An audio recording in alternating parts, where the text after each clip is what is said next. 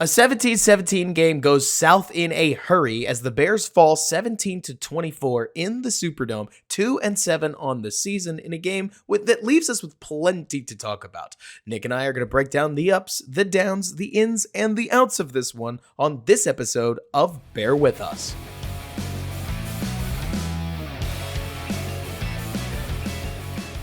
What's going on, everybody, and welcome back to another episode of Bear With Us, a Chicago Bears podcast hosted by yours truly, Robert Schmitz, editor-in-chief of the Bears blog, here with Nick Whalen of Football Guys that aims to delve just a little deeper into the team that we love so much. Nick, how you feeling after this one? It was a little range of emotions today, from surprising to we suck to our defense isn't bad to okay, expected we lost. Oh, yeah. I mean, it's so funny because this game involves such a hefty range of emotions. I mean, there's got to be at least one fan out there in the world right now that sat down at noon, ready to roll, and said, okay, I got to leave at about 2 p.m. So I should catch the first 2/3 of this game, and then I'll just find out what happened later. And they were telling their friends about how well Tyson Bagent was playing, and maybe he's going to replace Justin Fields. Checks the score later and finds out, oh no, he's not. And I mean, there's a lot more to talk about than that, because I don't mean to bring up something so polarizing so callously, but it was wild watching this Bears team go blow for blow with a better Saints team than them. And that's a good defense and an offense with some guys on it. Chris Olave's on that team. We all love Chris Olave because we've watched Justin Fields highlights forever. So suddenly it's 17-17, well after the first half. And then, Nick, we can't move the ball forward. What happened? What do you feel like changed, if anything? I think Bagent stopped running because I thought his ability to extend really helped this game. That's one thing. That's I mean, throwing and him running, that aspect of it. The other thing I thought that they did, I counted at least 4 times, maybe it's more than that. There was a clear direction of running the football where, hey, this direction is good. We're getting positive yards, 4, 5, 9-yard runs. And this way we're getting 0 or 1. And going to the left of Braxton Jones / Larry Borum / Cody Whitehair side, not good. Going the other way is really good. And they kept later in the game, there was at least 4 or 5 runs going left and it was 0, 1 yard. I'm like, what are you doing? Am I right? Did you see that too? I did. And it was so funny because there's one play in particular where I thought Braxton Jones pancaked his man just about as badly as Tevin Jenkins had pancaked his man early in the first quarter. And that's fist up for you, Tev, because you were playing phenomenal ball. But Cody Whitehair didn't get his guy, and Lucas Patrick didn't get his guy, and the two scraped over the top and ruined a decent kickout block by the tackle. And I mean, I'm not about to sit here and stand for Braxton Jones, but the pocket's pretty clean all day up until the very end of the game. And I gotta think that having number 70 back gave us a glimpse into what we hope the future of this Bears offensive line looks like. And Nick, I actually thought it was pretty exciting. The young offensive line core has a lot to offer, but I don't know. Do you feel like I'm getting out too ahead of myself? Well, no. So question for you there. So they rotated Borum and Braxton Jones. Yes. And I don't know if that was because Jones, maybe not have the stamina or whatever. Come on, reason. Nick. You got to be used to it by now. This is now the second time this season, and they did this last year too, where for some reason they take a position that everybody in football knows you set it, you forget it. You let the guy pick a spot, play the whole game, get into a lather, play with the unit. But no, not these Bears. Not these Bears coaches. Well, okay, so that's exactly my point. Okay, so let's bring this in closer here, okay? All right, it's 24-17. You need a drive, okay?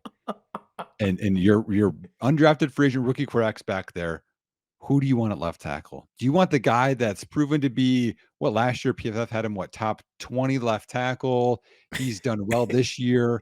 Or do you want Larry Borum at left tackle? Let's go Larry Borum strip sack. Like, come on. Exactly, right? Where it's like there are plenty of people. I saw some folks that I know that were like, oh man, Larry Borum's having a tough game out there. And I was like, maybe. Or not Borum. People were blaming it on Braxton. It's like, maybe, but 75's out there a lot. Like, I'm not doing a great job tracking, and I bet plenty of people aren't either, but the tape will show a lot of things. Focusing a little more on Bagent. Okay, so in my opinion, this was a great example game. So look, Nick, I hate to say something that sounds really wet blanket so early in the pod, but I was amazed at how little emotion this game left me with. Not like apathy either. Just I wasn't even really all that disappointed. Maybe a little, but I guess the expression would be like disappointed, but not surprised. You know what I'm saying? Like, this is a rookie quarterback. It's a rookie UDFA quarterback with very little real practice. This is a quarterback who didn't learn the first team offense until probably week 3, maybe week 4 of the NFL season, because he was focused for a while there on being a backup and a scout teamer, and they literally rep different pieces of the playbook. Like, Well, and also learning to be an NFL player. yeah, I mean, NFL windows are hard, and Tyson Mhm. Bagent's arm it is not this like puny noodle. Everybody, when we talk about arm strength, suddenly turns this into like, oh well, come on, what do you think that he can't even like throw his car keys across the room to his wife or something like that? It's like, no, obviously he can throw the football, but If just someone said that as that example, no, but I made that I'd up on the love to spot. read that as the example. Like, wow, that's a weak arm. You can't even throw across the room. I remember reading that. Have you seen that legendary like NFL offensive lineman's response to his Madden rating? You know what I'm talking No. about? Holy smokes! I'll have to send it to you later. And Bears fans, if you haven't read this thing, Google that. Like NFL, it's like an NFL backup lineman writing an open letter to the Madden people about the fact that he got graded a 68, and it is outstandingly funny. But so, anyways, back to Bagent.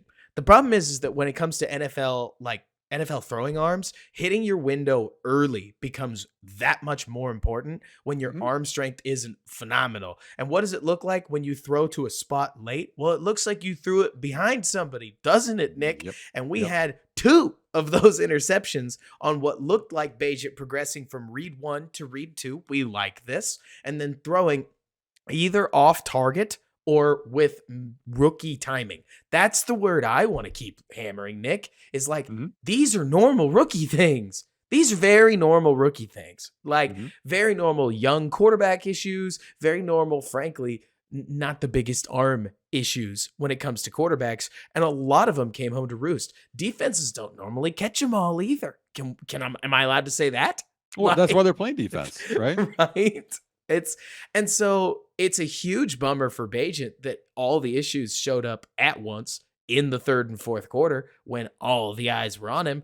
But I can't say it was shocking and unexpected. Like, this is what rookie quarterbacks do, especially backup rookie quarterbacks. You know what I'm saying? Well, yeah, and I mean, the first half was almost the more surprising thing, and it's not because we don't like Tyson Bagent. I think No. we both do, but I think we just know to temper our expectations a little bit.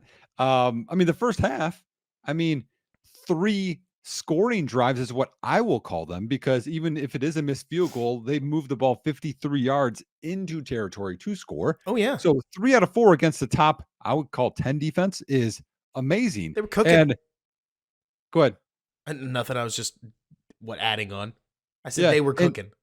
yeah, no, yeah, they were cooking, and so when I look at the total yards you said, I mean, the first half, cooking, in the second half, there wasn't, they had 280 yards in 4 drives. Seriously? In the second half, I mean, it's hold on here, 1, 2, 3, 4, 5, 6, 7 drives, they had 88 yards. Like, it is Ooh. night and day difference, and yeah, throwing late is part of it, because in the first half, both touchdowns he had some great touch, right? Throwing it into some of those spots. And because when you saw Peyton Manning late in his career, it was very different than Peyton Manning early in his career. Late in his career, he had to like loft and put it into spots and that big anticipation. Like, it was a very different Peyton Manning. And that's kind of where Bagent's at right now because he's still confused. It's an NFL game, it's smaller windows, players are faster. He's still getting used to Mooney and Moore and everyone else. And his arm strength isn't as good as it was in college in comparison to other guys. So, yeah, some of these throws are behind, but I mean, I'm still fairly impressed with him in terms of Oh, like yeah. his creativity, his, he has such like a calmness about him, like scrambling, pumping, and then running, or scrambling. Then nope, now I'm gonna suck a guy and then throw it to my swing over here. Like he has some of those things, but late in the game, you could just see like it wasn't working. And I saw some rotation things that had him confused and he got some sacks. So I mean, for a UDFA rookie, he's playing well, but he's still a rookie and has room to grow. In the world of process versus results, I can't help but believe every player, every football player gets a certain amount of time where what we care about is the process. And then we care about the results, right? And this changes for every player and it changes all the time. For instance, with how well the Ravens are playing, if the Ravens turned over next week after destroying the Seahawks and destroying, the Titans last week, if Lamar has a poor game, whatever. So long as the process doesn't look abysmal, there's no reason to get worried because he's built enough, benefit of the doubt, right? Yeah. With Tyson Bagent, he is a rookie. Anybody that expected legitimate competition between a third-year starter, former first-round pick, and a UDFA rookie was asking way too much of the rookie. That is just a massive mountain to climb. Would you agree? Oh, yeah. So what I like is the fact that Tyson Bagent is attempting to fit the ball into NFL windows. That corner ball that he tried to fit to DJ Moore that Moore didn't come down with, right idea. Like, especially if we throw that just a touch, a hitch earlier, DJ has that much more time to try to come down with it. A lot of these throws, this may draw out some bad comments. I hope not. Know that I mean it well. A lot of these throws just weren't getting attempted, Nick. Like whether they were throws underneath, whether they were throws into the corner, whether they were digs over the middle in tight coverage, the ball wasn't even attempting to go in those guys' direction. Now, you can't throw picks on them every week, and especially as the team continues to lose, that's only going to make tensions worse, and it might contribute to getting your coach fired, which is not anything that I think any player really wants to be a part of. But like you're saying, yeah, 5 turnovers doesn't, scare me when it comes to this Bears offense or Tyson Bagent's performance. He's a rookie. If this was Caleb Williams and Caleb Williams threw a bunch of these same interceptions, I would not really change my mind about him, assuming that this is like that normal part at the start of the season, Nick, where this kid was playing he'd just come out of preseason games, this like week 2 or week 3 of his career. Nobody would be freaking out. But Tyson, of course, didn't take over in week 3. He took over in week 7. So his week 3 is week 9, and everybody's just ready to boil over when they see Josh Dobbs lead his team to 28 points in a dub. You know what I'm saying? Yeah, but that's also not fair too. It's not fair. Well, let's look at. I'm trying to paint the picture of how unfair people are being. Yeah, you know what I'm saying? Yeah, no, I get you. Yeah, but this is, because expectations need to be lowered. But this is the perfect week, Robert, to talk about this because we have so many rookie quarterbacks with little to no experience starting this week. Mm-hmm. So let's look at Clayton Tune. Clayton Tune started for Arizona. They play Cleveland. Did he score? Okay. What's up? How many points did he score? 0. How many yards did they get? Oh, man. Well, let me tell as an individual, then I'll go into the team. So Clayton Tune was 11 of 20, so 50%, 58 passing yards, 2 picks, sacked 7 times, and lost a fumble. I mean, Browns defense, but dang, right? Well, I mean, because the Saints, I would say, are top 10. Browns are better. Browns are probably top 3, but that is like JV level quarterback. Yeah, that ain't good. Like it's bad. And there's some right now, like Aiden O'Connell's playing right now, so we can't look at his stats. Dobbs came in with very little practice and did well, but Dobbs has been an NFL player for a while. He started many games already. Let's look at, again, another quarterback that's not a rookie, Brett Rippon, right? Played against Green Bay today. Brett Rippon, I didn't mind him at a Boise That's a State. UDFA quarterback, though. This is the comparison. Now we're talking about a veteran UDFA quarterback. Yep. And what did he do against a Green Bay defense we know is just not that impressive and just traded one of their primary corners? Yep. 13 of 28, so less than 50%, 130 yards, 1 pick, 1 sack, 2 fumbles, and lost 1 of them. Oh, man. They scored 3 points. Oh, man. That's terrible. And as a pod plug moment, not that this matters, but I just watched this. Daniel Jones just dropped back live, and his knee just buckled, and he went straight down. So that is not great news for the Giants, just as an aside.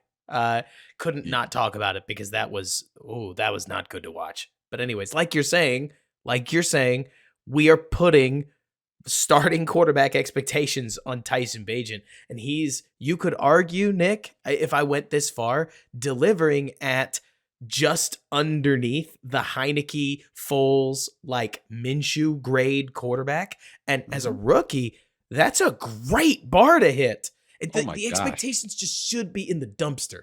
Like they really should be. You know what I'm saying? I mean, 18 of 30. So again, I mean, not amazing percentage, but it's better than some of the guys we mentioned. 220 yards. I mean, 7.3 yards per pass, 2 touchdowns, 3 picks. We talked about that. 2 sacks. I mean, Toon got sacked 7 times, 70 rushing yards, and he lost 1 fumble, which was the last play of the game. And some of the turnovers, honestly, like at the end, and I say this with Justin Fields too. People are like, oh, well, he's not clutch. He turns it over late. I'm okay if you turn it over late to try to win the game. Like, I don't want you to be so conservative that you can't even convert third downs, or you're not even going to try to put it into windows, because this is the time you have to do it. Right. And I mean, yeah, a lot of them were misfires. Like the ball to, what was it? Tyler Scott over the middle. I think that was INT number 3. Like that's behind his guy. The ball to Mooney was open, and it was either late or it didn't lead his guy enough. I think if he leads Mooney anymore, Mooney's eating a shoulder to the face. And so the ball's probably in the right spot. It's just not thrown a little fast enough, like whether that's velo or timing. But we got one look at these things. The All-22 will give us a much better picture of what's going on. But it's so funny, Nick, because all of these were, for the most part, the right idea. A receiver I would want him to throw to again. We just misfired. And for as much as we would come down on different quarterbacks for throwing horrible interceptions, it's so funny because then on the other side, like, you want to know what I thought was his worst ball of the day? Worst ball of the day, accuracy-wise. You know what it was?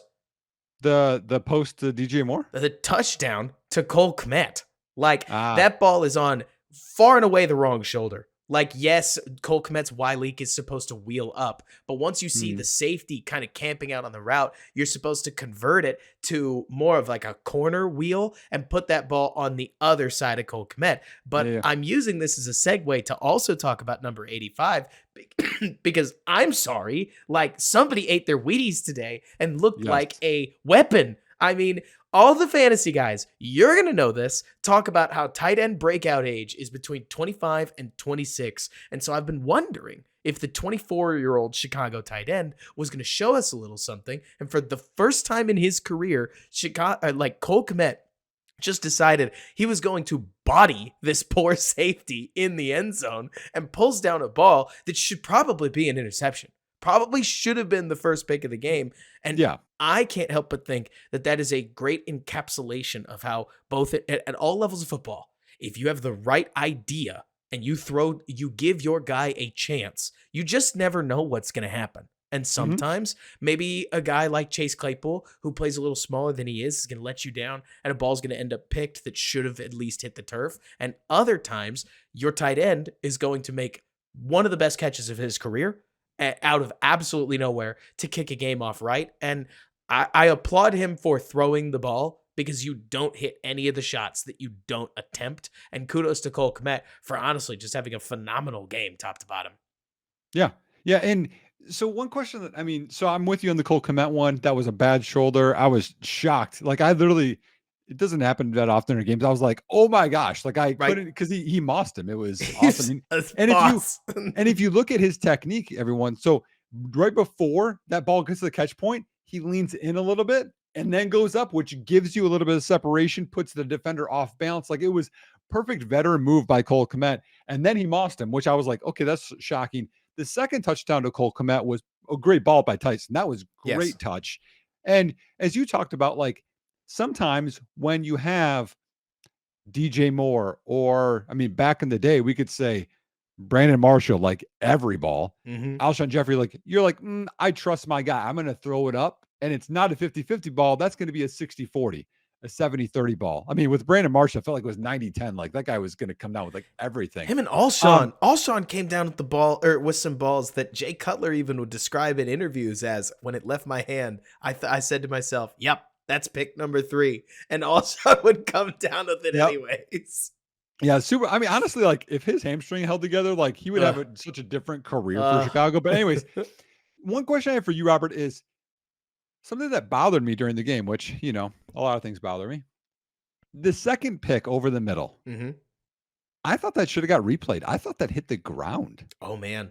I was And so yeah. go ahead. I mean, did you think, because I mean, we didn't get a good angle, but it looked like there was movement and he came down and it was right there. It wasn't like, I didn't think it was super clean and we didn't get any like Wow. delay. I was like, okay. I didn't give it a second thought because obviously Tyson Bagent had just thrown an interception, and right now things are so contentious in the fan base that I was more thinking like I have to tweet something.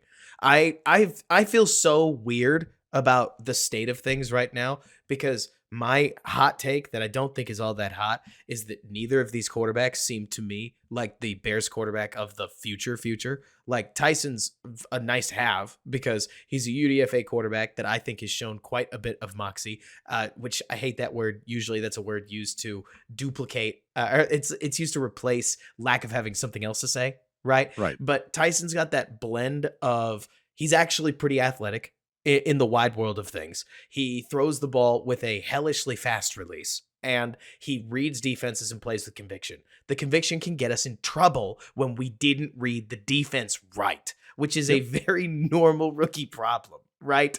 Like usually I have experienced, or I've seen a lot of rookie quarterbacks that they throw it, 35 times a game, and they throw 30 really good balls, and they throw 5, oh my God, what are you doing? What are you doing balls? And today, most of Tyson's ended up getting picked, which, hey, that's life with a rookie quarterback, right? Yeah. Well, I But mean, because you look at the 4 games he's played, okay? Came in relief against Minnesota, was okay through a really bad pick, remember, mhm. to try and win the game, and it didn't work out well. Had a very clean game against the bad Raiders team, not asked to do a whole lot. And then the Chargers game and this game. So like he's played like a rookie, good moments and bad moments, but honestly, there's always going to be turnovers with young quarterbacks. And he's still trying to figure out how his arm fits into all these different NFL windows. His legs, he's feeling it, man. But like, at what time can he release the ball to get to somebody? People keep bringing up the D2 thing. Let me ask you this, Nick. I can imagine that the transition between what is open in the NFL and what is open in D2 is actually not getting enough play. We are acting like Tyson Bagent has finished his development or this is what he is in some capacity. But the difference between the range of the inside linebackers at Colorado School of Mines and the range of the inside linebackers at the NFL get really crazy when you remember how different the range is between Micah Baskerville on his practice squad that he's been throwing against and Jermaine Mhm. Edmonds, let alone other teams' inside linebackers that seem to be producing a little better. And that's just, I'll leave it at that. The point being, if we can all as fans recognize that the difference between a starting level player and a backup level player is pretty emphatic, imagine the difference between he didn't play in the SEC, he didn't play in the WAC, he didn't play in like the American Conference, he didn't play in the SEC, he didn't play in any of that. He didn't play in any of that. He played in D2. And that's not to take it away from D2. It's to say, it is literally only because Justin Fields has this fan base so twisted up, and as he should. I mean, there's nothing worse for a fan base than being hot and cold and then getting hurt in Yep. terms of just where it leaves the fan base. Because if you don't want Justin Fields, just like we saw last year, Nick, it right now, so far, would you agree with me? His season has been you're going to see what you want to see. If you want to see a Yeah. franchise quarterback, you have 2 games to make that argument. If you want to see a guy who's out next year, you have 2 games, or you have 2 to 3 games where you can make that argument. If you want to Yep. see a young guy with promise, you can just use a mix of both games. And Mhm. it means that everybody is so impassioned right now that Tyson Bagent comes along and we can't really put that passion anywhere. It's still bleeding into every time we watch a UDFA rookie quarterback that you nailed this, man. Should be getting compared to Clayton Tune. That's the Yeah. comparison. Like, Yes. that's who he's weighted against. And it's not a competition between those two. No. Instead, it's a competition between him and NFL veteran Taylor Heineke or NFL veteran Joshua Dobbs, who's now Joshua Dobbs has started a playoff game.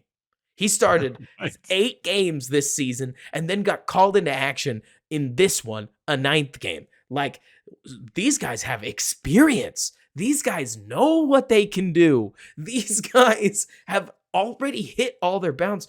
Most teams don't let their quarterback go out and test these windows live and in person in games.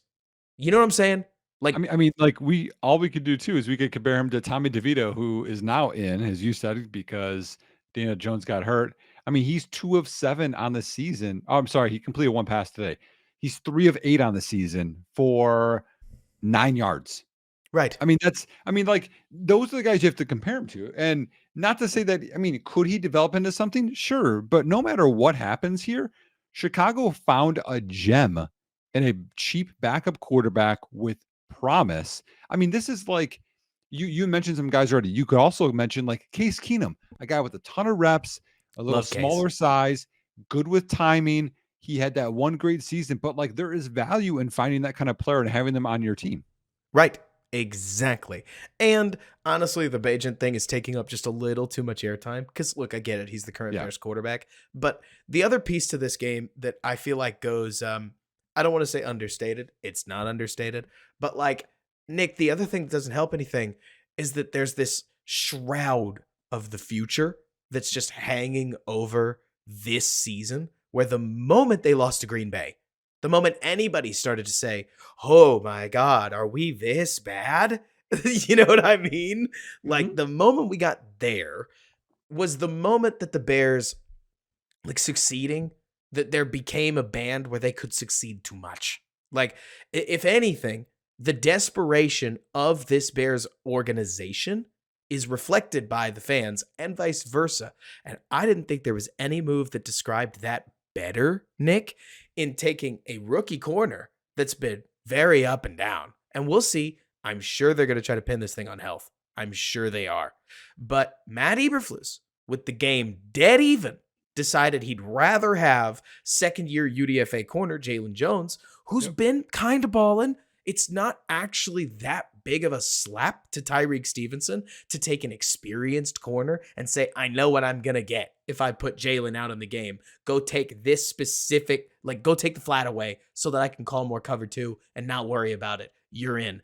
But all the same, you could feel, if you felt what I did, that Matt Eberflus saw he had a real shot at this one and was going to put everybody in the game that he thought he needed to do what he could to secure a win. Did you get that impression?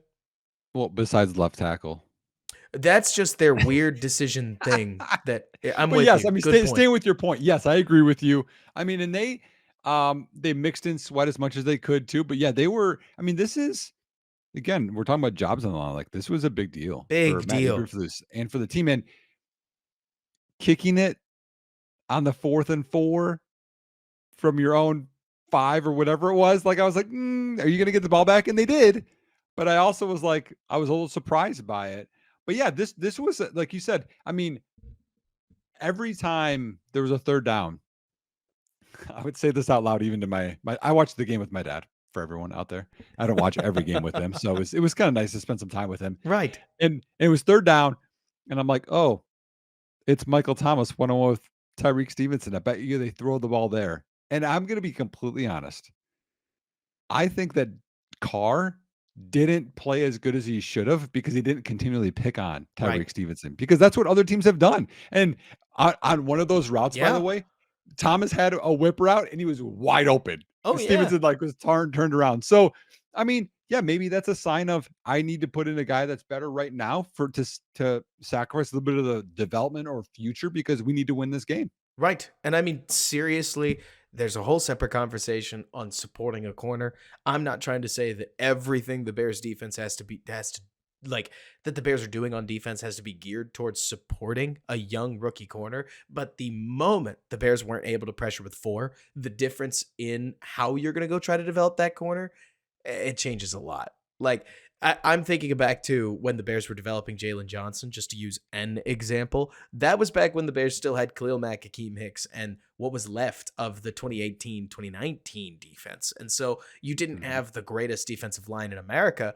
but at the time, relatively fresh Angelo Blackson, among a couple of others, was a pretty spry defensive line, and you didn't end up leaving DBs in positions like what Kyler Gordon got left in on the Bears' second touchdown, where we're going to send 6 on a blitz. We've got 5 verticals and 5 DBs in one-on-one man coverage, and Olave gets the chance to make and complete a second move. That can't happen from a defensive scheme perspective. And I can't help feeling maybe I'm just maybe I'm just soft on my DBs, but like there are so many people that are going to look at that and they're going to say Kyler Gordon sucks. And I'm like, that's way too much space to cover. That's way too long to ask him to cover it in that setting. Gordon does a great job through Olave's stem, assuming a curl route is coming, converts it to a whip. We got to have pressure by then. That's the whole reason you send a blitz. Well, right? but exactly like think of, and this is going to bring up some really bad memories, but the point is the same. Remember the Chris Conte play? Yes. Okay. 4th down. This is the season for Green Bay. And we blitz. Julius Peppers doesn't hold contain, and it allows for a second move for Randall Cobb, and he goes for a touchdown. It's the same thing. If you know a blitz is on, you know it's less than 3 seconds. It's all I got to cover. So I'm going to drive on the first move. It's the same reason why, like against Minnesota, why Fields is getting sacked a bunch, because we were doing double moves and didn't have time, and he got sacked. It's literally the same thing. And so, yeah, you can't put that on Gordon, who I think rebounded well in the second half of this game. But yeah, you can't put that on him. And if we're talking about just pass rush, I know people, there's definitely people out there. They're going to be like, what a waste trading for Montez Sweat. It didn't change the whole defense, and we're all the sacks and it's out there, Robert. One, I do. He didn't play a ton of snaps today. And from what I saw him collapse 2 pockets, caused 1 incompletion. And honestly, if people didn't notice this one, you need to go back and watch this play. He saved a touchdown coming from the backside and chasing down Taysom Hill from behind and tackling him. It was an unbelievable play. And this goes back to our pod last time where we talked about he's 6'6", 260, runs a 4.41 and caught Taysom Hill from behind coming from the backside. That's an amazing play. Oh, yeah. I mean, Nick, what's so funny is the more film I've watched, and I'm going to see if I can't put together some kind of like visual breakdown so that we're not just talking to pod listeners and I'm asking you, use your theater of the mind and experience what I'm trying to tell you through this microphone. But Montez Sweat's film is so funny because if anything, he is sometimes too long and too big for his own good. You look at guys like Rashawn Gary. You look at guys like Khalil Mack. You look at guys like, I'm trying to think of another electric pass rusher because Myles Garrett doesn't fit the mold of what I'm talking about. Let's use Chase Young when Chase Young's healthy. Their arms aren't so long that they can still generate an awful lot of power when they do burst off the line. And they're small enough that they've got more juice, like let's say per pound, right? Because they're closer to 250 in many cases, 255 instead of Sweat, who weighed in at 265 at the combine. And if you're seeing what I'm seeing, dude's at least 275 right now. Like that's a big dude. And it's part of why he is a boat anchor in run defense. He's by PFF, just so not everybody thinks that it's just Robert's eyes telling him this.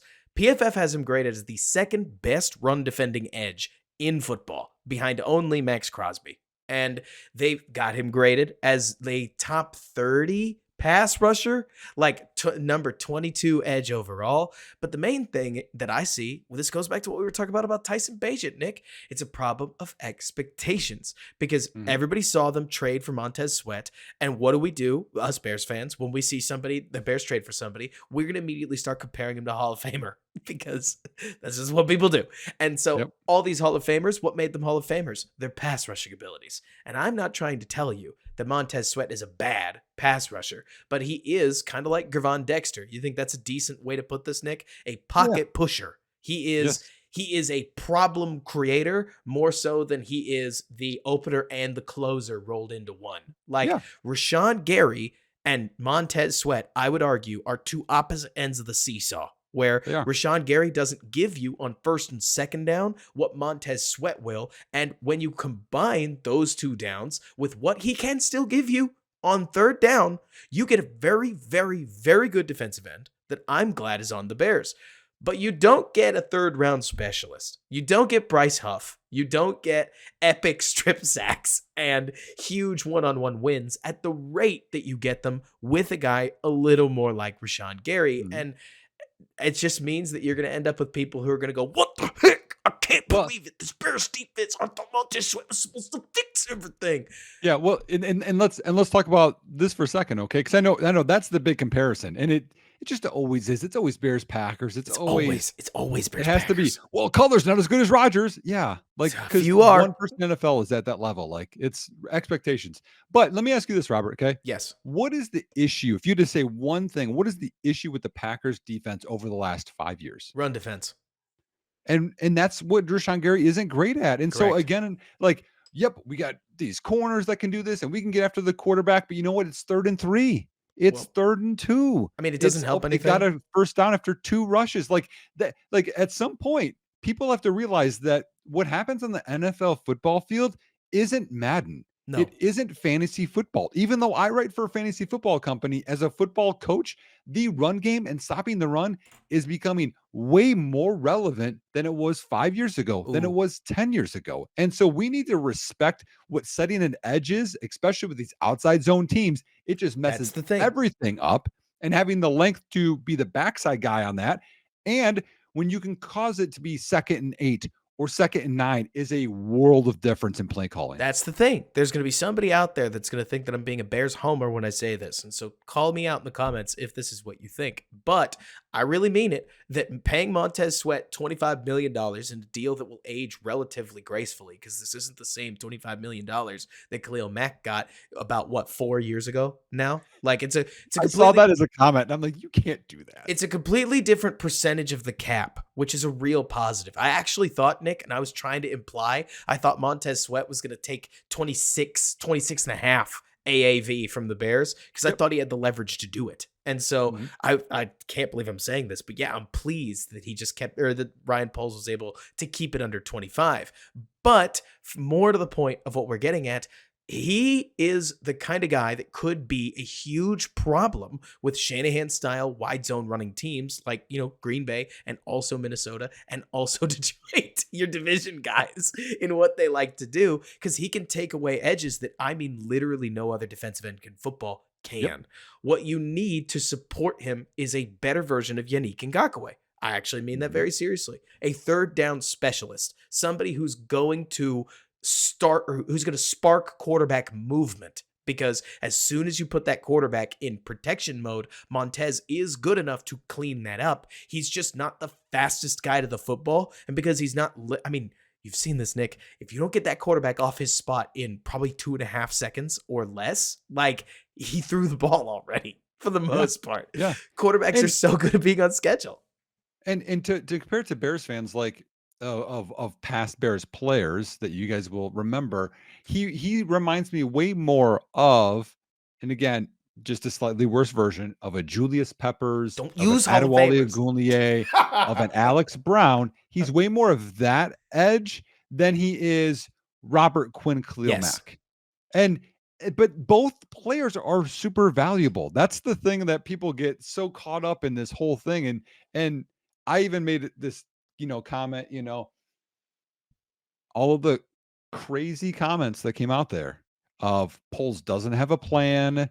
And this is a 9-game rental that I saw from Packers fans and Vikings fans and Detroit fans trying to have fun at the Bears. Poles did have a plan to sign him. This was going to happen the whole time. This was not a trade for this year. This trade was for the next 4 years. Look, you get some smart NFL people, and I don't know what they were talking about. I don't know what. I have to name names. I have to. One of these days, maybe it'll be me getting named, and I'll look like a doofus. But Bill Barnwell and Andrew Brandt are both very blatantly insinuating that the Bears could have just signed Montez Sweat in free agency, despite it being known, it being public information, that the Atlanta Falcons had a deal done to bring Montez Sweat in and sign him. So if Montez Sweat wasn't getting to free agency, how are you going to replace him? Like, how are you going to replace Montez Sweat's run defensibility and also pass rush productivity? Because that's the thing, right? You can find a DeMarcus Walker out there who's not as good in the run game as Montez Sweat, but let's move aside for a second.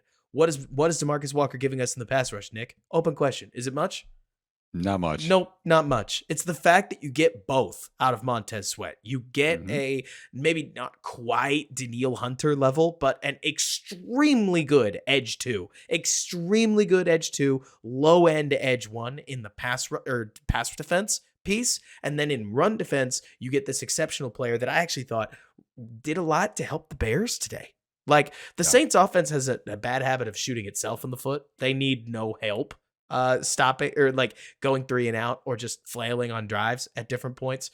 There's something to be said for, I thought the Bears DBs, specifically Jalen Johnson, and Jalen Jones played pretty well down the stretch. They did a lot to keep the game close. Like you're saying, I think Kyler Gordon is making it very plain that, even when you're the worst hooting quarterback in the NFL in 2022, you will get better because DB, that's the plan. You are going to play your worst football as a rookie. There is just no two bones about it. And then in your second year, you should look much more capable. We didn't see anything from Eddie Jackson. I'm trying to go down the laundry list of defenders, if you can't tell. That's fine. We didn't see Eddie Jackson do much besides miss a couple tackles, but we never do on the All-22. Playing free safety is not kind. Well, he had that one against Kamara where he did not want to tackle him at all. No. And Kamara got 5 extra yards. I'm like, Eddie, come on, man. No, I can't help but think that his ankle's still not right. I mean, it's totally just my opinion, right? Yeah. But the fact that it's been such a problem to this point means that I don't trust that just because he's cleared to go, that ankle is 100% or ever will be again. I mean, we know how this goes, Nick. Like, what NFL players will go through to get back on the football field, because that is their lifeblood, is pretty intense. And so for a safety, And who's 100% right now in the season? Like nobody. Like maybe a nobody. Kicker. I mean, especially somebody like Josh. I mean, for crying out loud, you want to talk about how hard it is to play in the NFL? Jaron Hall didn't make it a quarter, if memory serves. Like, and that's wild. not to point a finger. That's not to point a finger. No. It just looks so much easier to run around there and take some NFL hits than you think it is. And then all of a sudden, So, I mean, digressing back like 5 minutes. Sorry, everybody. No, that's okay. Let's go around. The Andrew Brandt thing or whatever. Go at him. He worked for the Packers. Okay, Yes. so like let's just talk about the implicit bias that he has there. But anyways, moving on. You gotta know better. You were in the front office. Like, but if you hate the Bears, then you're just gonna crap on the Bears whenever you have a chance. But you're not gonna say things that are wrong. Right? That's what gets clicks, Robert. Come on. People want clicks. Doesn't matter why. Am I the one out of bounds here for having done nearly as much research on the Packers offense as I did on the Bears offense before putting something out about what I thought would happen in Green Bay around Jordan Love? Like, is that the weird thing? Should I have just said Love sucks and ridden with that? Because it is insane to me, this idea. I get it. The Bears could be a punching bag, and even more so when you punch the punching bag, this massive fan base out of Chicago will just swirl around you and make it fiscally worth your time. I get it. But it is bizarre to me how many people across the NFL, like, I thought it was hilarious because you had this one sector of the NFL that rose up and said, oh, wow, it's totally a bad move. Lol Bears. Can't believe anybody ever thinks that doing a deal with Ryan Poles is a bad idea. And then you had this other sector of the NFL, like, writing audience that basically looked at the situation and went, I don't understand the kerfuffle. This is a good deal and a good move. And it's just weird to me, like you're talking about, because I want to be open to criticism. I want to be open to learning. I bet you feel the same way I do. But so many of the arguments that are deeply anti-Bears around certain pieces of this team. I'm not talking about the Chase Claypool move and stuff like that, especially post-mortems where things are a little more obvious. But even in the moment, it's like, what's that argument supposed to be? Like, how's that supposed to make any sense? I don't know. They're like Bears fans, have this make sense. It's like they added a good player at their worst position. Like, with tons of cap space, it's not like good players. How does that not make sense? It's not like good edge players hit free agency. I mean, I like Danielle Hunter a lot. If you're looking at this saying Danielle Hunter is the solution in free agency and just Danielle, by the way, then I just want to ask, like, how do you think that? I would be Right. down, by the way, if they did want to bring Daniil in also. It would be a lot of money. But if you could get him on Would like a be. 2-year deal, like 2-year guarantee or 2 years of guarantees with maybe a third or a fourth deal or a fourth year after that, especially if you could do like a 1.5 in the world of guarantees, you would have an older defensive line, but you're probably looking to replace the defensive line down the road anyways. So you're just buying time. The guy's going to be a placeholder for you. Right. I mean, and then like you look at even like last year, right? Bradley Chubb went for a first plus a fourth, fifth round swap, so more than a first, and got, at the time reset the market or whatever at that contract level. Like, but that's not looked at terribly. It's only because Chicago did. Like to me, it's like I thought it was I mean, I don't like losing picks, but Nobody does. But this like guy makes sense. it's a second round pick. And the Chubb deal and the Sweat deal are pretty much the same. And so I'm not trying to sit here and make some argument that the Bears gave a discount. Let me use another example that's going to get people like it's going to be a half transition as we talk about Velus Jones a little bit. I'm still convinced that Velus Jones is the cheapest version of the Laviska Shenault Cordero Patterson mold of player that we've seen, but the Bears get all kinds of heat because the guy is a walking turnover, and I can't explain it. Like, I mean, I had somebody who I love in the Bears world that asked me, "Is Velus Jones the worst football player ever?" The answer's no. Like, it does get worse, but man, Nick, if you're his coach, his results have to be so bad at this point that it's just outright worrying. You know what I'm Right. saying? But, like, in the same realm, like, this is what you always have to go back to. So, if the Bears need a position, who else is the answer? David Bell? Is that the answer? He went in the 3rd round of that draft.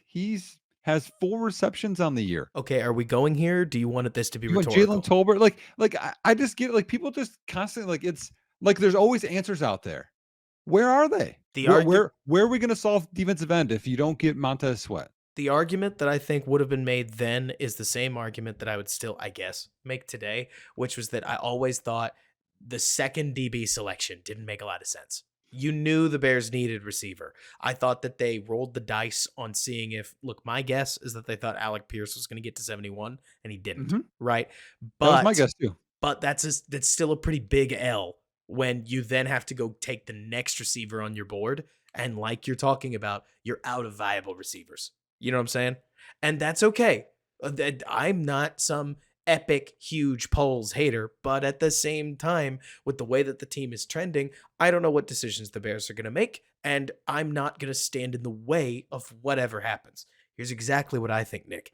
Well, I'm and I'm yeah, because I surprised. mean, no, because I'm with you because if we look at it, so they took, I'm They looking took here. Brisker at Yeah, 49. no, I'm looking at what, so they took him. After him went, again, people might not care about this guy, but went Tyquan Thornton, Right. then went Pickens, then went Pierce, then went Sky Moore, and then no other receiver went until it was Valus. And then Right. after Valus was Danny Jalen Tolbert, Gray, Jalen Tolbert.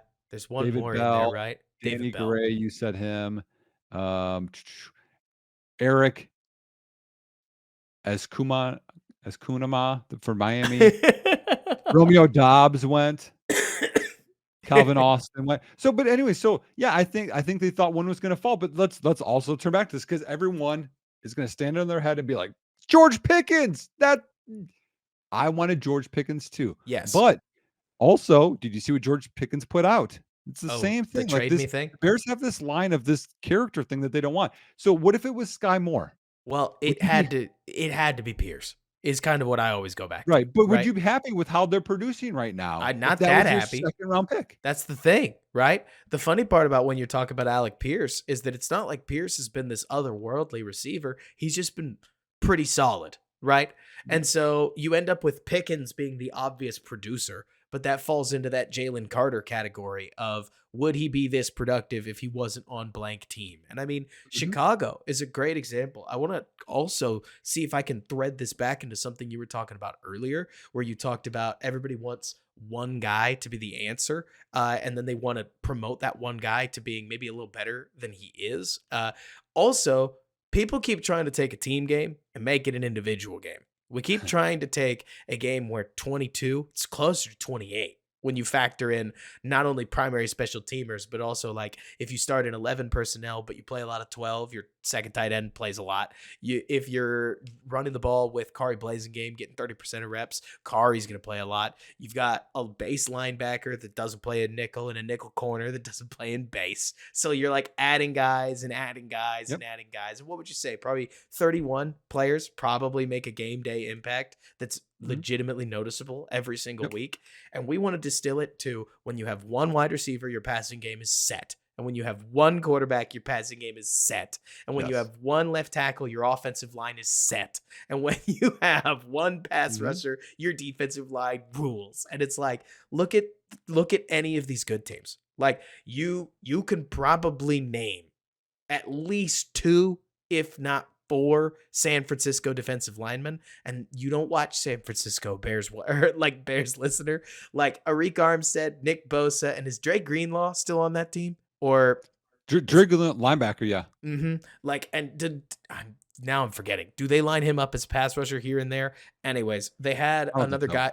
They had another guy whose name that I couldn't pronounce. I can't remember, but he shifted teams very recently. The Jets are loaded with guys. The Eagles are loaded with guys. The Bears eventually need to be loaded with guys. And Andrew Billings plus Montez Sweat is a good step in that direction. And maybe Gervon Dexter will move into that starting lineup one of these days, but there's still a defensive line under construction. There's still a team under construction in many cases. Yes. The problem is to tie what has become kind of a windy offseason conversation back into today's game against the Saints, Nick, is I would argue that the Matt Eberflus regime needed a different result today to change the tide of everybody in Hallis Hall beginning to think about Yep. the offseason. Do you Yep. agree with that? No, I agree with you, but I want to go back to your other point because Perfect. here's where I think football, okay, is a game of attrition. Like there's injuries that happen all the time. All the You need time. guys to be fresh. You need rotation. You need different package players. That's what you were getting at. And last year, literally stripped down the team to studs, like in terms of a house, and we didn't really have any studs, if we're being honest. Like you're building this thing back together. And one reason why I had some hope this year is that the Bears had something called the depth. Like they had at least They did. some depth where it wasn't a guy's hurt and you're just signing street free agents to play DB, which was what the end of the season was last year. Like An you have linebackers, like you talked about Sanborn, like that's a quality backup an linebacker, or you have $18 this million quality tight end. Like that is going to help lift your team up so you have like winnable games. And Robert, we've even touched on this. Chicago outgained the Saints today by 67 yards. They averaged more yards per play. They had a better time of possession. They had a better yards per rush by 1.7. They had a better yards per pass by 0.5. They were 6 of 12 on third down. The Saints were 7 of 14 on third down. Like Chicago, by every statistical category, was there, except for I'm going to point out 2. 5 turnovers, and they had 8 penalties. And the Saints had 0 turnovers and they had 1 penalty. And that made a huge difference. But Chicago was in this game. Like we were talking about, we wanted the Bears to at least be competitive. Despite those numbers of turning the ball over, they were competitive in a game against a good team. And like Yes. that speaks, I think, to some of the depth that we're getting. To me, this is the story of the 2023 Chicago Bears. Look, it is so easy for podcasters to turn on a microphone, to hit record, and to say, the team rules, the coach sucks, fire the coach. So easy. So when I end up doing this, Nick, I want to make sure it's plain that I know what I'm talking about, right? Because this 2023 team and this Saints game, perfect encapsulation. This team has talent. This team has juice. This team has an $18 million backup linebacker that he got hurt, and they filled his shoes with a reserve linebacker who quite literally performed just as well, if not may have had a better day in some categories. Because especially with the Bears' run defense and the way they attack the flats with their linebackers, the way that they do, you could argue that Sanborn, being a better tackler than Edmonds and a slightly better anticipator, plays to the Bears' favor.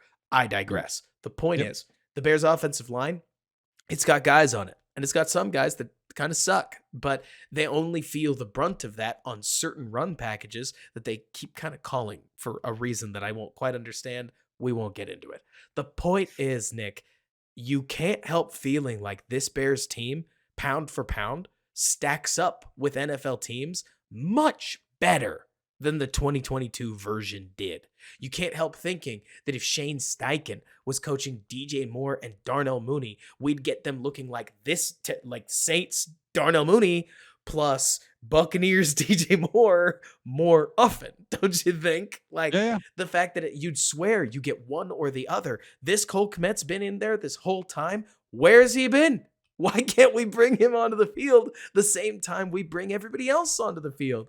And I don't think that's being overly optimistic on these players, because I'm not trying to say, Nick, that they're, I don't know, better than their role. Like Cole Kmet at this point is a top 10 tight end. That's not as high a bar to clear as people keep wanting to make it. There's only so many good tight ends. Right. And Cole Kmet's right there in that 10th to 8th category off of raw statistical merit. And Darnell Mooney is a good wide receiver too, or requisite, whatever words you want to use to say he's solid. Tyler Scott is a kid with promise. And this is just me talking about the offense, man. Like, there's talent across this roster. The Bears just seem to have a bad habit of finding a way to lose when they don't blow their competition out. And as silly as it is, I'm watching the Giants-Raiders game as we speak right now. It is 21-0, and we're not out of the first half. Sometimes in the NFL, you show up, they don't. You annihilate them. And against the Raiders earlier in this season, that's exactly what happened. Against the Commanders earlier this season, that's exactly what happened. But games like Green Bay, where you got a tight contest that unravels and what should have been close becomes a blowout, or a game like Denver that even was a blowout, Nick, and it unravels and it becomes a game you lose, these are way too common with this Eberflus regime. And I can't help thinking that, yeah, as standard internet as it sounds, you give the reins to another head coach, and this same group of talent, or the same group of guys adding a little more talent in free agency and a little more talent in the draft, are going to look a lot better and a lot more competent come 2024. Yep. And here's the thing too, and this is going to be a little divisive, but let's say Chicago wins a few games here and there, Sure. and they're not in the conversation for a top 2 quarterback, and they stay with Justin Fields. But the coaching change happens. You add in Marvin Harrison Jr. or Malik Neighbors, Keon Coleman, wherever you end up, another receiver to this group. Right. You add in one of the tackles. You sign a couple guys here or there with a new scheme, new coaching staff, whatever. I feel like it's a very different Bears team. Absolutely. And the question with that would always be that if you're sticking with Fields, are you going to get more Minnesota Fields games? How many Minnesota Fields games are you going to get? Can your team remain competitive especially once you start pushing for the playoffs? Because this year, the 2023 Bears, you don't get expectations this low this often. Can we be so honest, Bears fans? The Bears' schedule that they have played is going to look every bit as bad as strength of schedule indicators have suggested it is. The Buccaneers looked like they were a solid team. They're not a solid team. The Packers, when we played them, looked like they would be, it would be another good year in Green Bay. It has not been another good year in Green Bay. The Denver Broncos could not win a game until they came to Chicago, and now they can't win another game. I guess they did beat the Chiefs last week, but yeah, they've won 2 in a row. Do you want me to go through Tankathon quick? About the current schedule or about the Bears right now? Well, so here's the one interesting thing is Minnesota has won 5 of their last 6 games, and they've won all 4 games without Justin Jefferson, which is shocking. By the way, they're playing decent ball. That's a joke. That's a joke on the Claypool thing. I got you. But so Claypool is a problem though, because what is it? Claypool goes to Miami, and now Miami can't find a way to win games. Right. But well, he had a couple of bad plays today as well. But I made a list of who I wanted to win today. I did not want Minnesota to win because that's going to hurt the Bears' strength of schedule a little bit. But anywho, Green Bay winning helps because they had 2 wins and the Rams had 3 wins. So that helps out. So they're a 2-win team that's now bumped up. The Giants They're down by 21. They're I not don't winning think this they're winning. game. They're going to be there, but that bumps up the Raiders to a 4-win team. So like you keep playing this a little bit.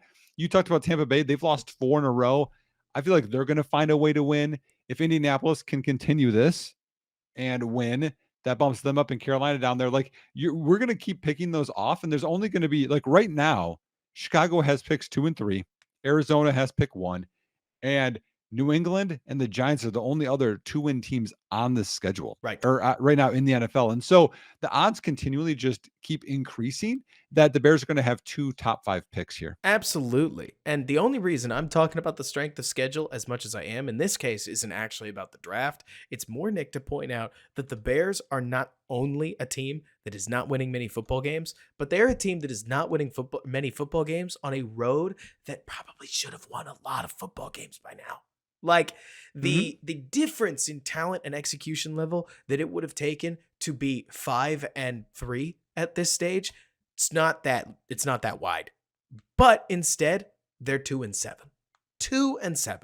And the only way that they've won games is by scoring 30 plus points. And I don't think that it's defense, it's offense, it's both. And it's both that seemingly shoot themselves in the foot ad nauseum. The Bears on first and second down, like SpongeBob muscle meme. The Bears on third down, SpongeBob weak man meme. Like it is wild to see these third down problems continue to persist, and they persisted again today. I'm frustrated. I bet you're frustrated. And the worst part is, if we audit the roster, I'm not that upset about any of the guys that are in the future picture. The problem is, I guess for Matt Eberflus, that you get this game against Carolina next week, where if you lose it, you might be gone. Like I can't imagine a game that is going to give a coach less credit if he loses that game. You know what I'm saying? Oh, wow. Yeah, that would be. Yeah. Okay. Or So less if he credit if loses he that wins game, was what I was, I think, trying to say. I got it backwards. Like winning Carolina. he needs to win. Yeah. What does that prove, though? Like beating the Raiders theoretically makes people turn their heads and go, "Whoa, you beat a 3-3 team? Maybe we have something." They are. Well, actually, I guess they're en route to being 4-4 now, huh? Like so. Yeah. I Hopefully. Yeah. I guess But also like because it's Carolina, then it's at Detroit, at Minnesota versus Detroit, at Cleveland are the next 4. right. So it could get nasty. And Yes. I'm not surprised, by the way. I had a conversation with somebody in the DBB pregame space about this, where they talked about Poles' ringing endorsement about Matt Eberflus. I mean, Nick, you've been in these coaching rooms. You know who aren't doomers? Coaches. Coaches are the ones who say 2-6. We're going to finish the season 8-7, so I'm not worried. Have you seen the schedule? Minnesota doesn't even have a quarterback. Like, we're going to win every game except for the one that we're going to split with Detroit. And then we'll figure out the last 2 games of the season or whatever. Like, they had 2 losses on the schedule that they could give, but you get it, Nick. Like, that's how coaches talk. They're sitting there. Yeah. I had this conversation with a coach last week, and this is about high school ball, but I think it applies everywhere. Is I have never, Robert, ever, and you can apply this, I think, almost to like people that play fantasy football or whatever. How many people say, "Hey, I'm a bad coach. I'm bad at this." I'm going to guess Like, a solid 0. Nobody says they're bad. They say we don't have the players. It was injuries. That you always hear why you didn't succeed, and this is said excuse. This is said excuse. You don't see, Bill Belichick making the playoffs with Matt Castle. Or I'm sorry, winning record. He didn't make the playoffs. Winning record with Matt Castle. Like there are teams that have injuries and they still win. Baltimore, they get beat up all the time. They still win. The Chargers, injuries, they find a way to charge themselves. That's the difference, in my opinion, between good coaching and everyone else's coaching. And then there's bad coaching, is that they find ways to win despite the circumstances. Right. And bad coaches, which is what we have right now in Chicago, don't find ways to win almost no matter what. Right. I mean, to use your example, it would be easy for Miami, who in 2022, who had an exceptional start to the season. Their first 11, 12 games, they were phenomenal. Tua starts to get hurt left and right. They even lose their backup quarterback in Matt Moore. Suddenly, they're left starting Skylar Thompson. Would have been easy for them to say, it's a bummer that this is how the season turned out, but I guess technically we are in the playoffs. We're going to do our best. Lose, 10 to 30? Like, I've seen this a lot, haven't you? No, that was a close game against the Bills. They lost by 3. Yeah, Skylar Thompson fails on 4th down to close the game out in a 35-38 banger of a football game that I'm pointing out because Mike McDaniel did not lay down. And the game that he gave Sean McDermott at the in the playoffs was a fierce game. And instead, the Bears, say what you will about Justin Fields. Can I bring up something equally damning, Nick? Whether it's Justin Fields or Tyson Bagent, the Bears have been so abysmal passing to win in the fourth quarter, despite whatever they do at offensive line and wide receiver, that you have to wonder if there is at least a piece of the pie that the coaching and the offensive coordination has to own. Because against the Vikings, Tyson Bagent had multiple opportunities to lead that game-winning drive. Did it happen? No. Against the Saints, 4 opportunities. INT, 3 and out, or fumble, or sack fumble. Couldn't have worse results. And a lot of that is because you aren't getting results on those key first 2 downs. We could say what we will about these picks. I think both of them came on 3rd down. And then the final one, the sack fumble, that came on 2nd and 20.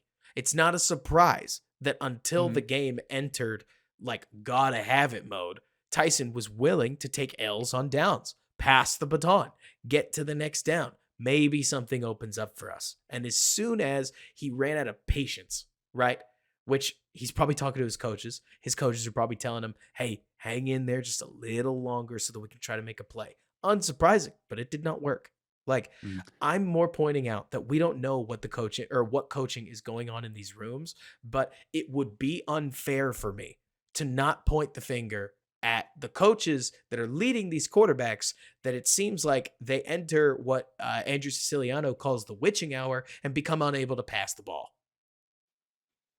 I mean, it was when I just checked at them, they were 2nd and 9, 2nd and 15, 3rd and 9. I mean, it was all long yardage situations. And even in those long yardage situations, there are teams in the NFL that succeed despite. They find ways, they move the pocket. Andy Reid's got a crazy, people get mad at his short yardage packages when they don't work, but he also has really cool plays that do work. Coaches find ways to win, and the offensive staff, I mean, I would argue the defensive staff right now is finding ways to succeed. Despite the beginning of the season, but the offensive staff is not. I don't want to take anything away from the defensive staff because they're certainly doing fine, I guess, right? But it doesn't surprise. It feels like it's notable to me, Nick, that every time they go up against a quarterback of repute, they get buzzsawed. And when the defense looks like it's sparkling, they're playing Trey Lance, they're playing Brian Hoyer, they're playing Jimmy Garoppolo, they're playing Sam Howell. Well, how about today, though? So today's a great example. I kind of thought the Saints were cutting through them like butter until they got to 24. And if you're talking about, well, what about when they got to 24? That's when the Saints had the lead. They're implied by the scoreboard to run the ball more, which just plays into what the Bears want to do, right? I mean, Derek Carr is coming off of 3 straight games of 300 yards or more passing, and he ended up today with 211, average 6.2 yards per attempt, which isn't crazy. And to your 2 point, touchdowns. They just wanted to check it down all day. And that definitely resulted in a couple stops for the Bears. But did you ever feel, Nick, maybe this is just me being a negative Nancy, but did you ever feel like, man, I trust the defense. They got this. Or did they just pleasantly surprise you a few times? I mean, I'm not trying to put you on the spot. No, you're fine, but you have to think of where did they get the ball? If you want to talk about the game, I mean, they got the ball in the Bears. Wasn't there some weird stat? They had every snap in the fourth quarter in the Bears territory or something crazy. Would not surprise me because first half, Bagent throws a pick. They get the ball at the 45 and they go in for a touchdown. Yep. Okay, that's pretty fortunate. Other than that, Then they had a 75-yard drive. That was their big drive for a touchdown. Okay, and then second half, Bears fumble. They get the ball on the 39. Bears hold them to a field goal. That's pretty good. Let's see. Bears punt. They get the ball at the Bears 47. And they get a touchdown. They get the ball at the Bears 38. Turnover on downs. The sneak. I still can't believe that they actually went for that, by the way. Like, that was so stupid. Like field goal. there were a couple of those. Like Dennis Allen wanted to lose this game. I mean, the fact that they declined the 3rd and 2 holding call that allowed Tyson Bagent to run for the first down that the Bears ended up cashing in on was just weird. Amazing play by Bagent. Another Hilarious. One. After that, they punted, and then the most weird face mask penalty I've ever seen on Velus Jones when he's been held the entire time down the field. They get the ball starting at the Bears 36, and they miss the field goal. Like the Bears were in like backs against the wall the whole time, the defense, and I thought they played pretty well. I thought they played. I don't want to take it away from them, right?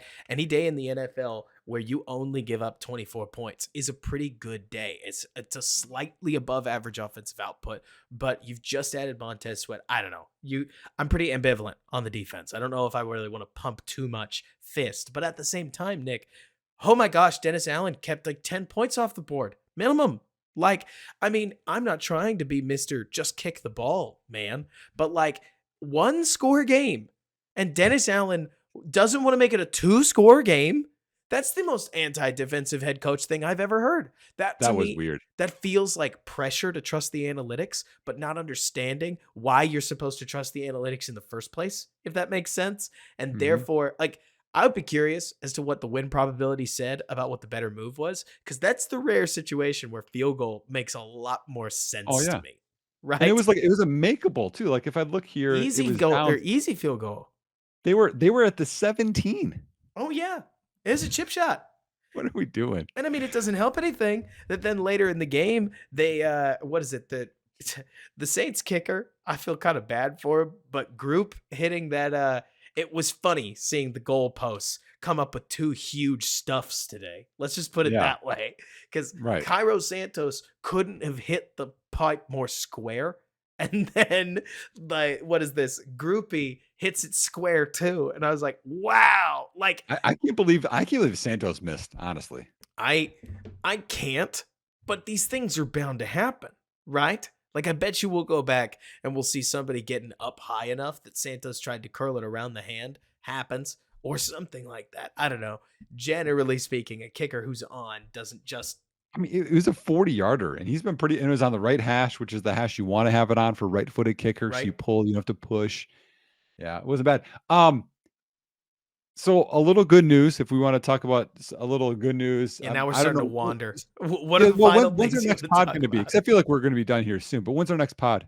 The preview. Probably what?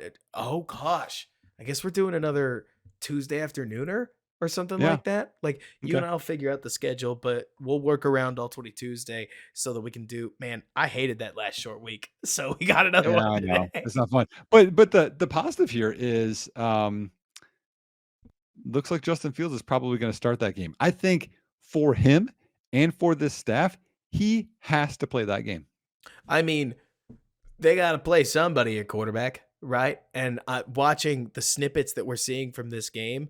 Oh my gosh, the Panthers are so bad. And I'll knock on wood because the Bears would really love it if the Panthers lost to the Colts here. So for those who haven't looked at the Colts or the Panthers schedule my favorite part, Nick, do you feel this way? My favorite part about cheering against the Panthers is that if you're a super hyper pro Justin Fields should be the QB1 next year person. Or if you're looking for a new quarterback and you're the most anti-Justin Fields person on the planet, everybody can agree the Bears getting number 1 from Carolina is just a net good. Like there's nothing in that, right? Mm-hmm. We saw the game-changing value that the number 1 overall pick can have last year when the Bears. I love stating this. It's just one of my favorite things. So I'm going to take this opportunity to do it again, Nick. The Bears traded the idea of number 1, the privilege of drafting number 1 for DJ Moore, Darnell Wright, Gervon Dexter, the potential number one pick the year after that, and a second round pick in 2025 of whatever happens to Carolina, all just for that privilege to take Bryce Young and pass on CJ Stroud. We're not going to get into that. The point being, Nick, that like, gosh, it's the only reason we're upbeat about this franchise right now, right? Oh, like imagine, I mean, imagine it's like Bryce Young for insert Drake May or Caleb Williams, whichever one you want. It doesn't matter. Let's say it's the pick number 2. It's whoever's left over. It's him You'd for still get a them haul. You'd still get a plus all the haul. other things. Like it's ridiculous what could happen for Chicago. So it's and also Carolina's down 20-3 in a game of, I mean, this is a game that they could win because the Colts aren't great. So this is also good news for that. That's my For that favorite effort. part. Like, I understand that not everything in the NFL comes down to style points, but when it comes to not hating, but cheering against the Carolina Panthers, the Carolina Panthers, if they lose to the Colts, and especially if they lose to the Bears, they will have games against the Cowboys, the Cowboys, the Titans, the Buccaneers, the Saints, the Falcons, the Packers, the Jaguars, and then the Buccaneers again. And only like, what did you hear, Nick? 2 of those games are like knockdown, drag out. The Panthers might potentially win this game. I'm looking at you, Yeah. Green Bay. And if you want to go that far, you could say maybe they've got a better shot against Tampa than they do others, but that Tampa game's away. So all of a sudden, you're looking at a Panthers team that's just got a really tough road to winnable games because they've already lost most of the games that were really, truly winnable. They don't play the Titans for the rest of the season, and every other team on their roster here, or their schedule, is going to be pushing for the playoffs. So we can reasonably assume that everybody, again, except Green Bay, who knows what Green Bay is going to be doing, but most teams don't really turn towards the future until that very, very end of the season.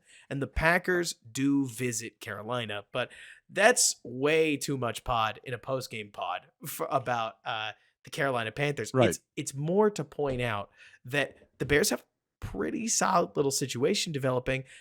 And actually, I think that's what makes this more weird for Matt Eberflus, don't you? I can't help thinking that they play, let me see, I gotta now check this one more time, but they play the Panthers, then they get a mini bye. They play the Lions. They get not a bye, but they wait an extra day. They play the Vikings on Monday night. Then they get a bye, and then they face the Lions. And I'm gonna hit you with a hot take. I'm gonna hit you with a hot take right now, Nick. Are you ready for this hot take? Yeah.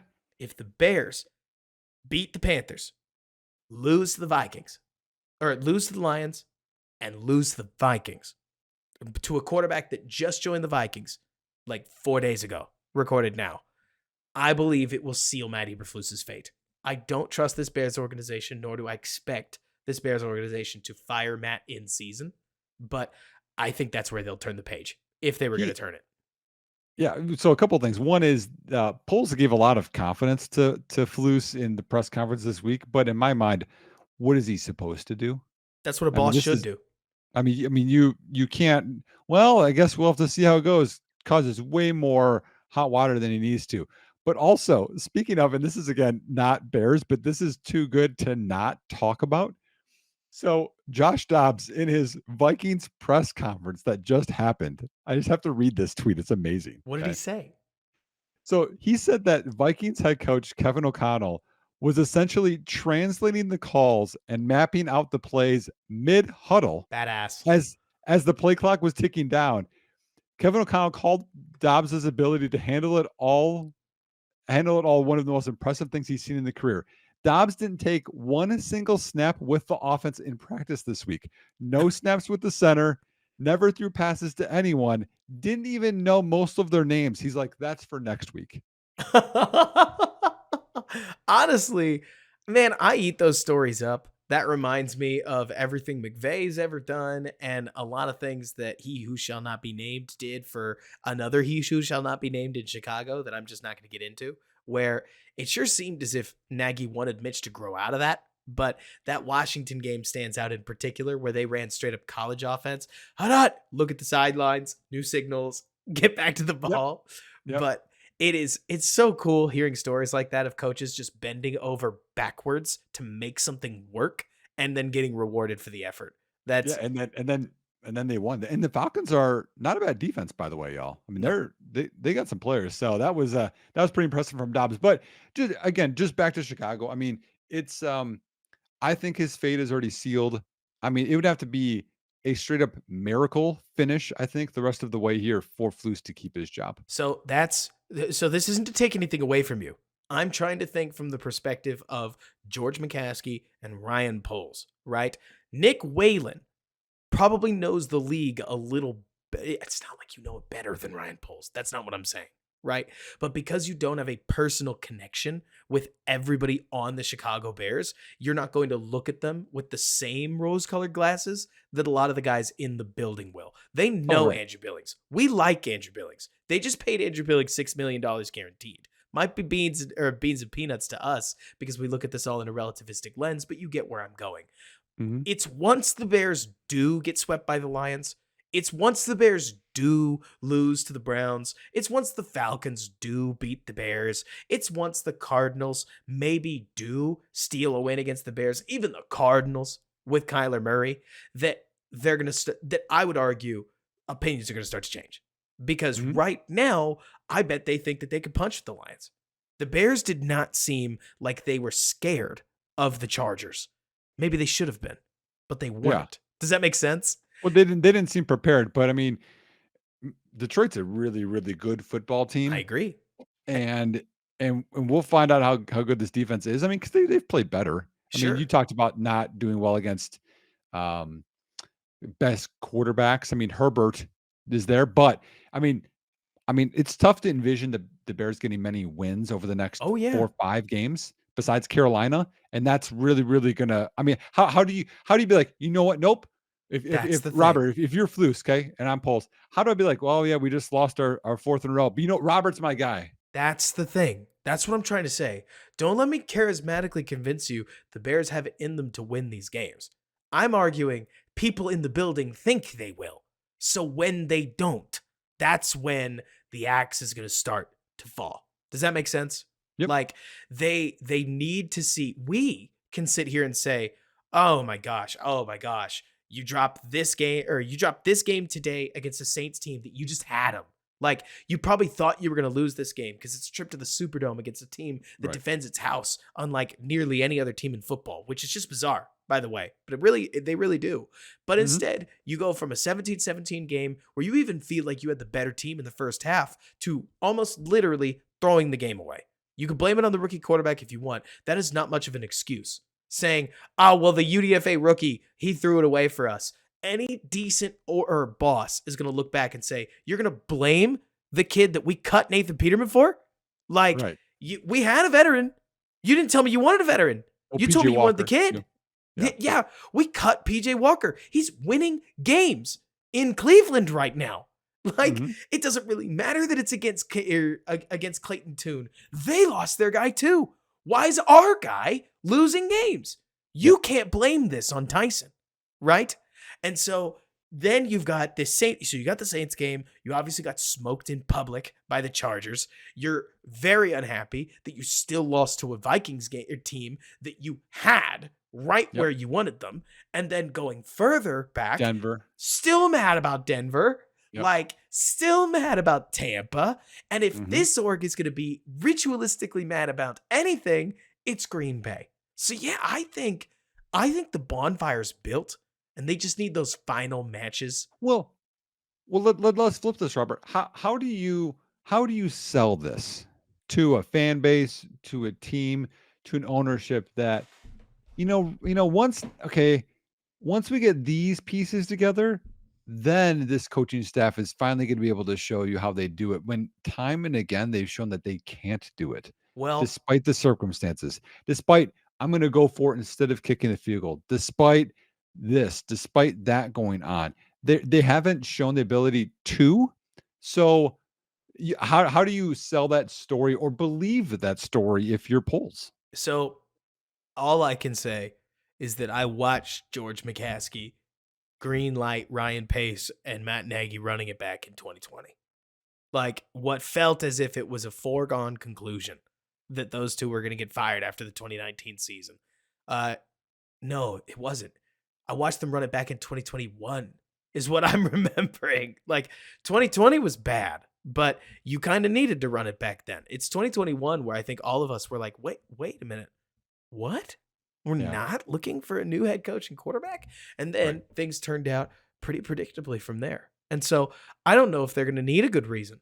Like plenty of Bears fans told themselves they were a playoff team in 2022. And so they don't need any help selling themselves on the Bears at this point. But I can't help but think, Nick, that to the greater point of what you're trying to say, there's going to be a lot of public pressure to make a move. And as silly as it sounds, I think public pressure forces a lot of people's hands because Mhm. public pressure drives season ticket revenue, at least in some Yep. capacity. And as soon as that stuff starts hitting the bottom line, oh yeah, you start getting different decisions. And Well, so, that's also gonna help free agents wanna come to Chicago. It's gonna help, your players' development. It's gonna I mean, there's a lot of things that it's tied to. The one thing that it's gonna hurt is, the money you have to pay the coaching staff to leave. I mean, we're not gonna be as bad as Mark Davis has it right now with right. in Las Vegas, but you're gonna have to pay because the coaching contracts are guaranteed. But I think it's a necessary thing when you've had a season and a half now where you've seen a really, really, really bad NFL team and coaching. Oh yeah. And I mean, we're looking at the Raiders right now.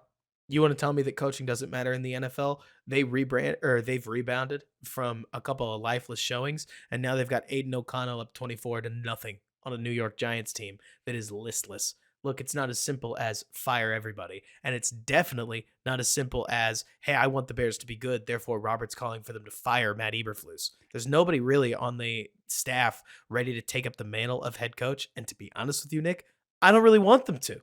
Like at this moment, the moment that I decide the season's over is the same moment that I decide, well, Matt's doing such a good job of losing me winnable games that why do I want anybody else running the ship until the end of the season? Just Yep. because, like we've said countless times on this podcast, I want to succeed or I want to fail with no in between in this 2023 season.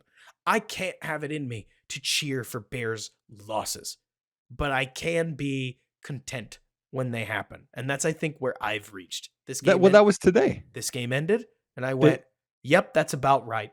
Yep. I mean, they played well, and it reaches the point in my mind. I'm like, oh man, like draft pick win, like Yep. that goes through your mind.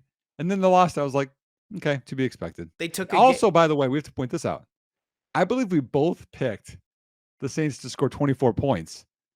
We did.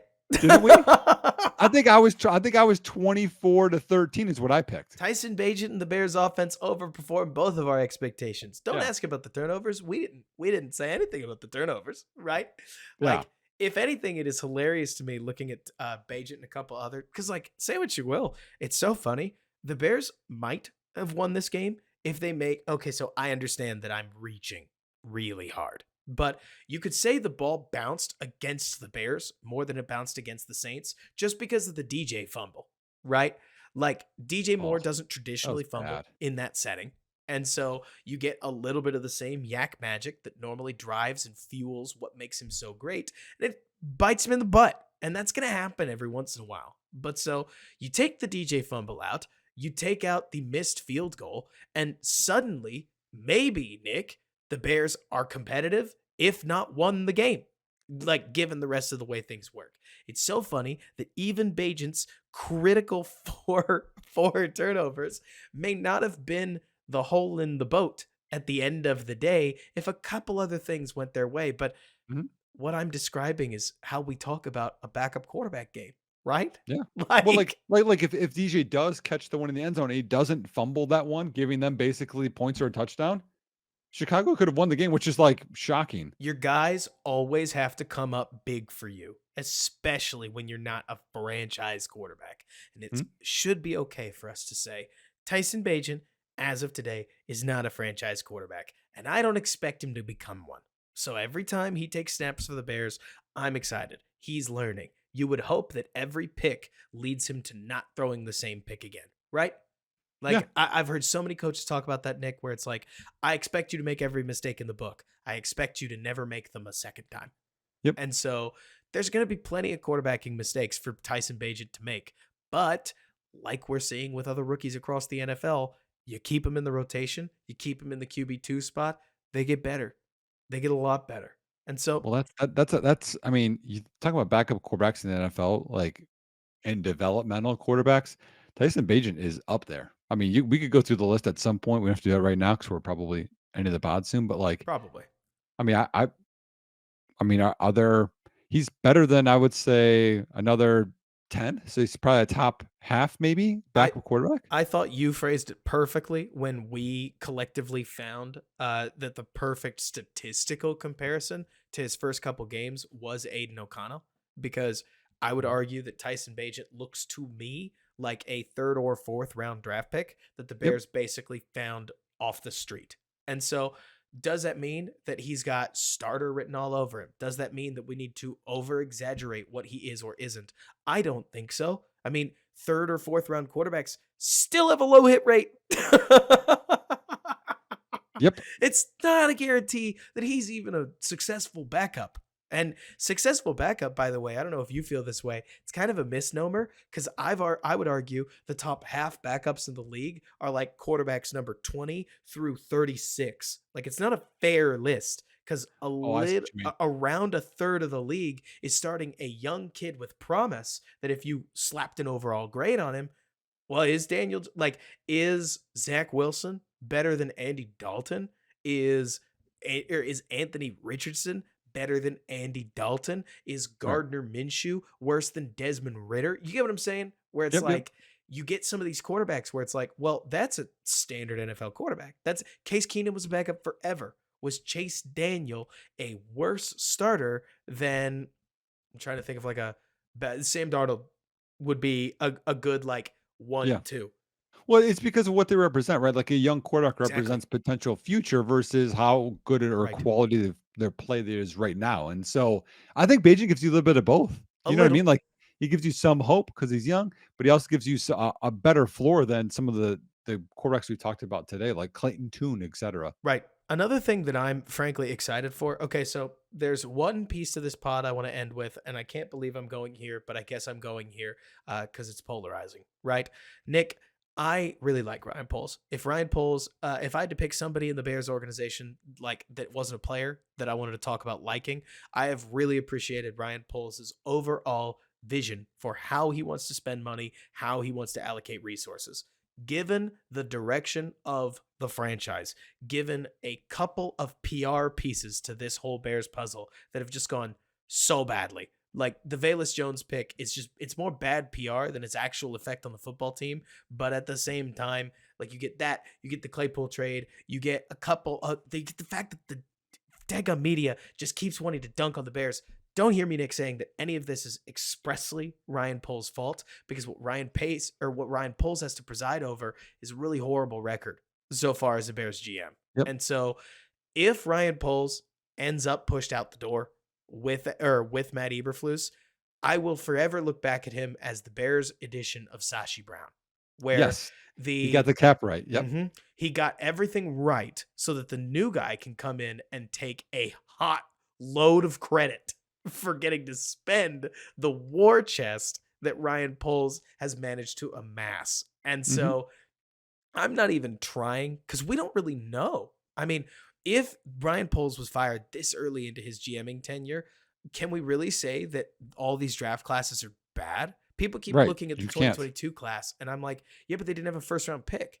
Like, you're hoping for a handful of starters when you don't have a first round pick. The only first Mhm. round pick that he's ever had was better than any of Ryan Pace's first round picks. Is that true? Like, I'm going off the Uh, top of my head, but Ryan Pace was the Bears GM for 7 years. And like, well, if were there Darnell, many? what? He kept trading them away. Oh yeah. Remember? But even so, like Kevin White, Mitch Trubisky, Roquan Smith would be the most competitive you get, and I would argue that right tackle is much more important than inside linebacker, no matter Well, what. Leonard Floyd's in there. Here, I'm pulling it up right now. Darnell Wright's probably better than Leonard Floyd, if you ask me. Uh, just at least the way he's tracking, where he's going right now, sure feels that way. Roquan. Roquan is in there, and it's so funny because I still believe all the people like myself who were convinced that inside linebacker is not that important a position, but now Roquan's in Baltimore, and everybody wants to make inside linebacker matter all of a Mhm. sudden, and it's So, like, here's when it started. It was Kevin White was the first one. yep, Then Leonard Floyd, Mitchell Trubisky, Roquan. Then we don't have one because we traded for Khalil Mack. hmm So 2 years of no first round picks. Then Justin Fields. Then he's fired. exactly, rip. And so I look at Ryan Poles and I think to myself that the roster is definitely not there yet. I like a lot of the talent on the roster, but the state that Ryan Pace left the roster in, plus the decisions that Ryan Poles made this a long road. The problem is, Nick, replacing a GM is pretty easy. Like, all it really does is put a bunch of the Bears contracts in jeopardy because the new GM isn't going to have the allegiance to Gervon Dexter, Zach Pickens that the old GM did. But what I'll tell you, Nick, that I think is funny is that if the Bears do fully clean house, I will not mind another football brain coming into the organization and asking the question, is Braxton Jones good enough, with an unbiased Yeah, view? that's true. You know what I'm saying? Like, Yeah. is Jack Sanborn good enough to start / be depth linebacker for us? Probably any football brain is gonna come to that conclusion. I'm not scared of what the GM is gonna think about Montez Sweat, right? So Mhm. a couple of the other pieces to this, I'm looking at you, Dexter and Pickens. I like Dexter, but is Dexter starter? Is Dexter rotation? Is Pickens starter? Is Pickens rotation? Is Pickens practice squad? Like, Mhm. I won't mind if a new GM comes in, a new GM's perspective on what's working, what's not, what's foundation, what's not. And so I'm really upbeat about the Bears' future because it could get that bad and it would still be quite good, if you ask me.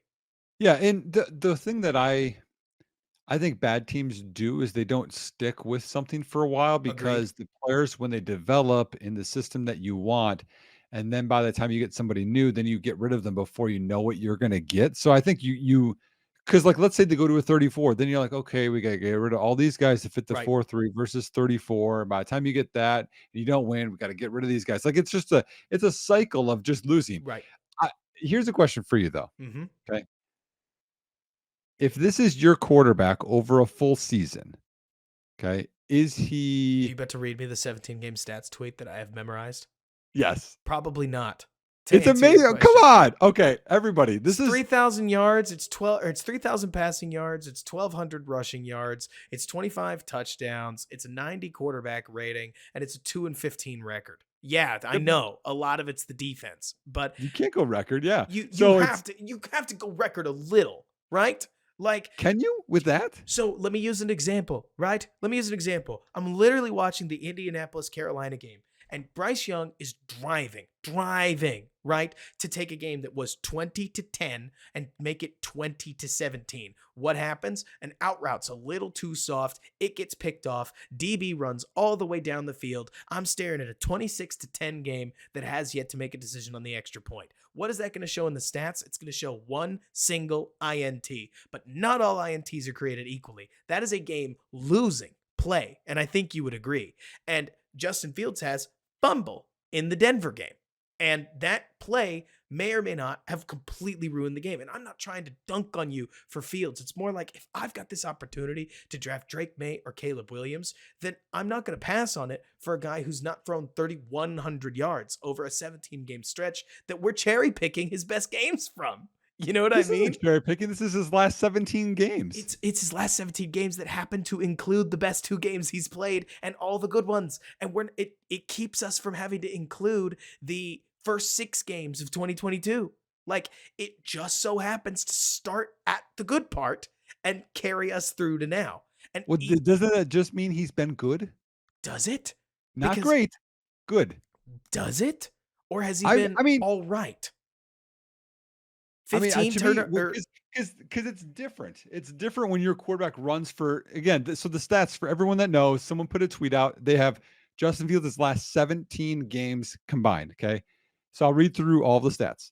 So 3,088 passing yards, 1,239 rushing yards. So that's 4,327 total yards, 26 passing touchdowns, 9 rushing touchdowns. So 35 total touchdowns, 12 picks, 31.38 completion percentage, 90.9 QB rating. But the record is 2-15. So to me, if you look at like Lamar's MVP type year or some of the running quarterbacks, that's in there for those stats. You want to look at Jalen Hurts last year, right? That's in there. That's in that range for him. Now, again, he had more rushing touchdowns because of the push, less rushing yards. You go here and there a little bit.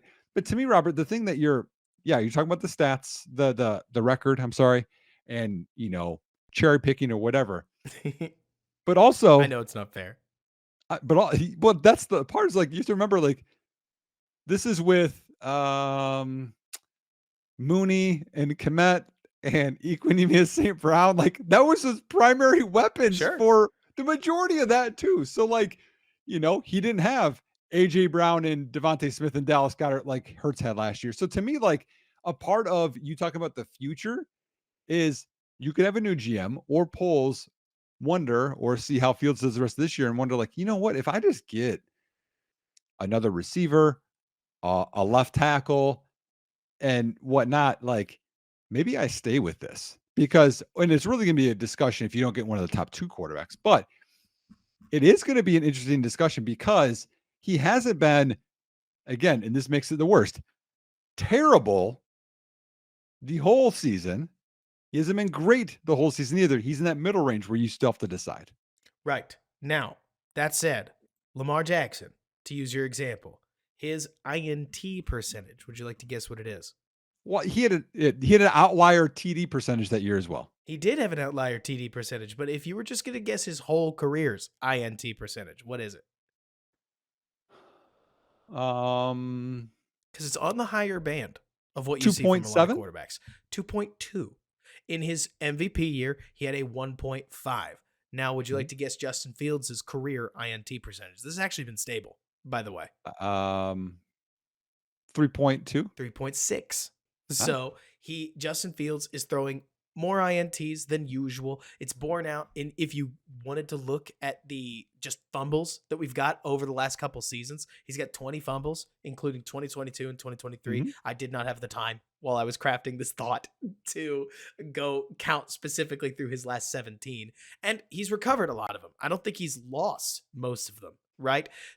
But the fumbles are there. It's more to point out, Nick, that what at least would have me nervous if I was Ryan Poles is that you can look at a lot of the stats and the stats will tell you what they want to.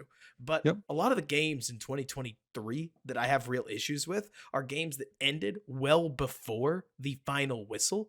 And then we picked up just a little bit of garbage time statistics that blurs the picture. If, for instance, we somehow gauged the amount of yards that we gained or lost in critical situations, then Justin Fields is going to finish the Packers game with 120 yards instead of 211, right?